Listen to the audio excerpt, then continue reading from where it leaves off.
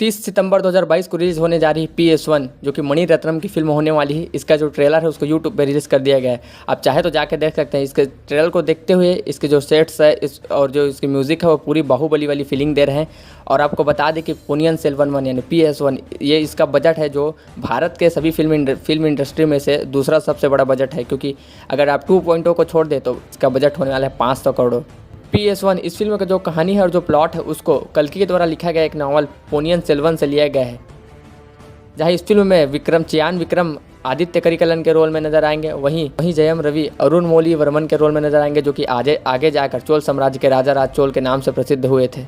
और इसके अलावा इस फिल्म में त्रिशा कृष्णन, इसके अलावा कार्थिक वंदिया देवन के रोल में नजर आएंगे। तो ये जो है मणि रत्नम सर की जो है एक ड्रीम प्रोजेक्ट है और इस फिल्म को बहुत समय से बनाना चाह रहे थे, लेकिन इस फिल्म का जो इतना खर्चा है और इसके जो प्रोडक्शन वाली वो हाई होने वाली थी, इसी कारण से ये फिल्म डिले होते होते आ रही थी। लेकिन जो बाहुबली की सफलता है उसको देखते हुए इसके जो मेकर्स हैं उन्होंने डिसाइड किया कि इस फिल्म को बड़ी बजट के साथ बनाया जाएगा, क्योंकि बाहुबली ने बॉक्स ऑफिस सफल होकर दिखा दिया कि ऐसी फिल्में भारतीय ऑडियंस को पसंद आती है। तो इस फिल्म में बहुत बड़ी स्टार कास्ट के साथ बनाया जा रहा है, जहां चियान विक्रम, जयम रवि, कार्थिक और त्रिशा कृष्णन से के साथ साथ ऐश्वर्या राय, उसके साथ साथ सभी इंडस्ट्री से लोग लिए गए हैं, जहां नासर से लेकर प्रकाश राज तक इसमें एक्ट करने वाले हैं। तो कहा यह भी जा रहा है कि अमिताभ बच्चन भी इसमें एक कैमियो रोल में नजर आएंगे, जो कि ये जो PS1 यानी पोनियन सेल्वन वन इसकी जो कहानी है वो 10वीं शताब्दी के जो चोल साम्राज्य के उदय है उस समय के कहानी को दिखाया जाएगा।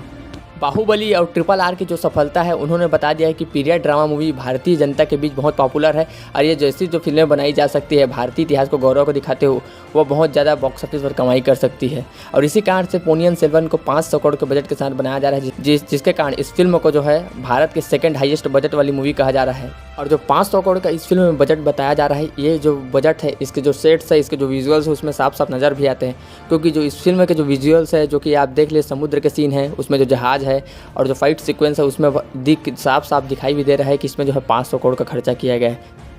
और इस फिल्म के ट्रेलर में सभी का जो इंट्रोडक्शन किया गया है, सभी के कैरेक्टर्स के नाम दिखाए गए हैं और फिल्म में कुछ ग्लिम्स दिखाए गए हैं कि उस समय की परिस्थिति कैसे होती थी और वो फिल्म की कहानी कैसे चलती है।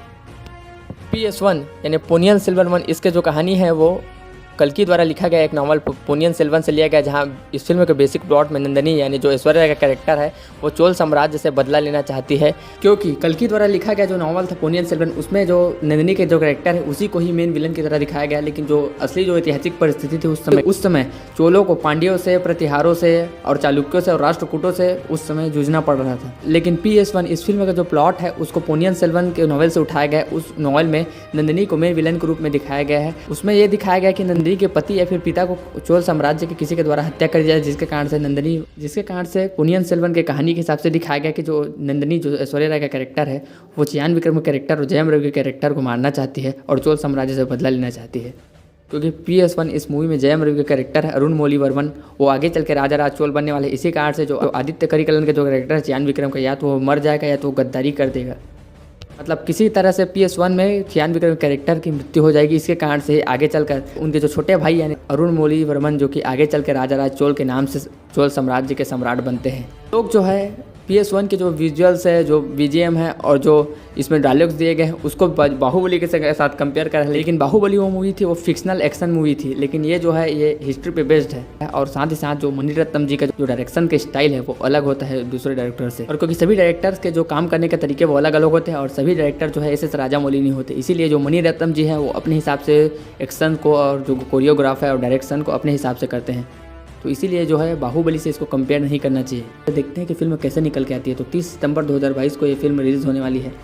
तो क्या आप इस फिल्म के एक्साइटेड हैं दोस्तों? कमेंट करके जरूर बताइएगा।